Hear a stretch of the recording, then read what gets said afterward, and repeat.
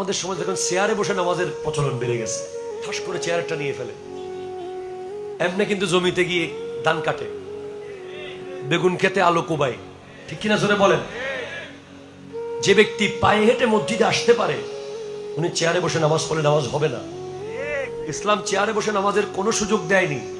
ইসলাম বলেছে হয়তো দাঁড়িয়ে অথবা বসে অথবা শুয়ে। এখন চেয়ারে বসে বসে নামাজ, যারা পায়ের উপর দাঁড়িয়ে দাঁড়িয়ে নামাজ পড়বে, ইমাম গজালির কিতাবে এসেছে যে পায়ের দিক থেকে যে কোনো আযাব ওই ব্যক্তির ওই নামাজ তাকে সেভ করে ফেলবে।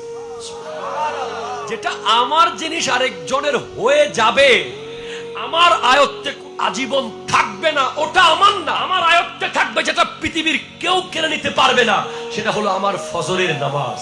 আমার থেকে কেউ কেড়ে নিতে পারবে না, সেটা হলো আমার জোহরের নামাজ। কেউ নিতে পারবে না আমার দাড়ি, কেউ নিতে পারবে না আমার মিসওয়াক, কেউ নিতে পারবে না আমার সালাম, কেউ নিতে পারবে না আমার দুরূদ, কেউ নিতে পারবে না আমার সাদাকা, কেউ নিতে পারবে না আমার নেক আমল। দোকান নিয়ে যাবে ভাই, এ বিশাল চাকটাই প্রতিদিন কোটি কোটি টাকার মাল আসে যায়। জাস্ট আজকে থেকে 100 বছর পর একজনও নাই, একজনও নাই। জাস্ট 100টা বছর যেতে ভবিষ্যতে 100 মাস লাগবে না। কিয়ামত যত কাছে আসতেছে টাইম তত ছোট হয়ে যাচ্ছে। নবীজি স্পষ্ট বলেছেন লা তাকুমুস সাআতু হাত্তা ইয়াতাকারাবাজ জামান। যতক্ষণ সময় সংকীর্ণ হবে না ততক্ষণ কিয়ামত কায়েম হবে না। যে সংকীর্ণ হয়ে গেছে আমরা চোখে দেখতে পাচ্ছি।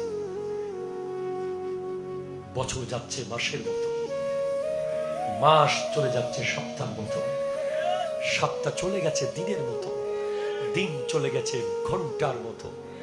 এই ফজর এই এশা, এই ফজর এই এশা, ঘুম ভাঙলেই এশা, ঘুম ভাঙলেই এশা। এই জানুয়ারি, এই ডিসেম্বর, এই 2020, এই 2025 কোথায় চলে গেছে তোমার জীবন?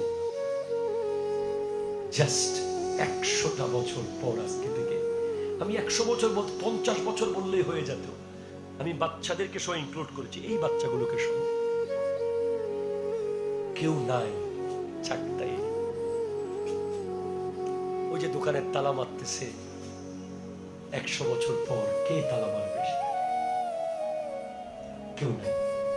ওই যে দোকানদারি করছে, ঠিক 100 বছর পর। এই কথাগুলো যখন আমার নবী সাহাবায়ে কেরামকে বলতেন, সাহাবায়ে কেরাম আর কোনোদিন হাসতেন না। তাদেরকে হাজার চেষ্টা করেও হাসানো যেত না। ইমাম গজালিকে জিজ্ঞেস করা হলো, ওকে ইমাম গজালি আপনি বলেন কিভাবে বাঁচবো? জাস্ট আমি 2-4টা মশার জন্য কত দামি মশারি কিনেছি। আচ্ছা বলেন তো, মশারি ছাড়া যারা ঘুমাইছে তারা কি মরে গেছে? মশারি ছাড়া ঘুমানোর কারণে মৃত্যু হয়ে গেছে এমন কোন রেকর্ড আছে? এরপরও মশারির প্রতি এত গুরুত্ব দিয়েছেন যে মনে হচ্ছে মশারি না থাকলে মরেই যাব। আচ্ছা ওফুত, ও বাপ, ডাল তেল পেঁয়াজ কালকে আনলে চলো, কিন্তু মশারিটা বলিস না। 3-4টা ছোট্ট ছোট্ট মশা। আর কবরের পোকাগুলো এত ভয়ঙ্কর যেগুলো আপনি কোনোদিন দেখেন নাই। এগুলো এত মারাত্মক পোকা যে এগুলো একটা পোকা যদি পৃথিবীতে চলে আসে, গোটা পৃথিবীর জনপদ বসবাসের অনুপযুক্ত হয়ে যাবে। ইমাম গজালি লিখছেন, আমার নবীর হাদিস কোট করছেন যে যারা দাঁড়িয়ে দাঁড়িয়ে নামাজ পড়ে তাদের পায়ের দিক থেকে যখন পোকা আসবে, কোন দিক থেকে? সাপ আসবে, আযাব আসবে। নামাজ একটা স্ট্রাকচার হয়ে কবরে তার পায়ের ওই সাইডে গিয়ে দাঁড়িয়ে যাবে। ডান দিক থেকে আযাব আসবে কবরের। দান সাদাকা, আপনি সবসময় আল ইয়াদুল উলিয়া খায়রুম মিন ইয়াদিস সুফলা, উপরের হাত নিচের হাতের চেয়ে উত্তম। আপনি এই হাতটা দিবেন না, এটা দিবেন। উপরের হাত মানে বুঝেছেন? দানের হাত, যেটা উপর থেকে দান করে মানুষ, আর যিনি নেয় উনি নিচের হাত। তো আপনি নিচের হাতের চেয়ে উপরের হাত উত্তম। আমার নবীর একটা স্পেশাল বৈশিষ্ট্য হলো আজওয়াদুন নাস, সবচেয়ে বড় দানবীর। জুড়ে বলেন সুবহানাল্লাহ। আমার নবীর চেয়ে বড় দানবীর কেউ ছিল না পৃথিবীতে, যিনি এক পেয়ালা দুধকে 70 জনের মধ্যে ভাগ করে খেয়েছেন, যিনি একটা খেজুরকে 4 জনে ভাগ করে খেয়েছেন, যিনি একটা জামা তাও দিয়ে দিয়েছেন, এবং যিনি গোটা জিন্দেগি শুধু উম্মতকে দিয়েই গেছেন। কবরেও দিচ্ছেন, হাসরেও দিবেন। কবরে কি দিচ্ছেন? আমার নবী স্পষ্ট বলছেন, হায়াতি খায়রুল লাকুম তুহাদ্দিসুনা ওয়া নুহাদ্দিসু লাকুম ওয়া মামাতি খায়রুল লাকুম তুরাদু আলাইয়া আমালুকুম ফামা রাআইতু মিন খায়রিন হামিদতুল্লাহ লাকুম ওয়া মা রাআইতু গায়রা যালিকা আস্তাগফিরুল্লাহ লাকুম। হে আমার উম্মত শোনো, আমার দুনিয়াতে জাহিরি হায়াতে থাকা তোমাদের জন্য উত্তম ছিল।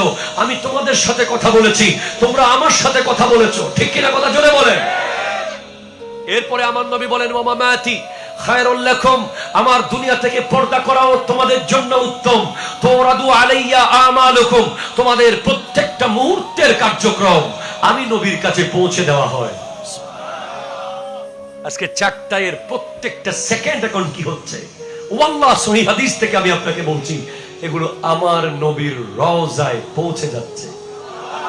ফামা রাআইতু মিন খায়রিন, আমি যখন দেখি যে আমার উম্মত ভালো কিছু করছে, হামিদতুল্লাহ লাকুম, আমি তোমাদের হয়ে আল্লাহর প্রশংসা করি। ওমা রাআইতু গায়রা যালিকা আস্তাগফিরুল্লাহ লাকুম, আমি যখন দেখি যে আমার উম্মত অন্যায় কিছু করছে, গুনাহ করছে, আমি তোমাদের হয়ে আল্লাহর কাছে ক্ষমা চাইতে থাকি। আমার নবী কত বড় আজওয়াদুন নাস।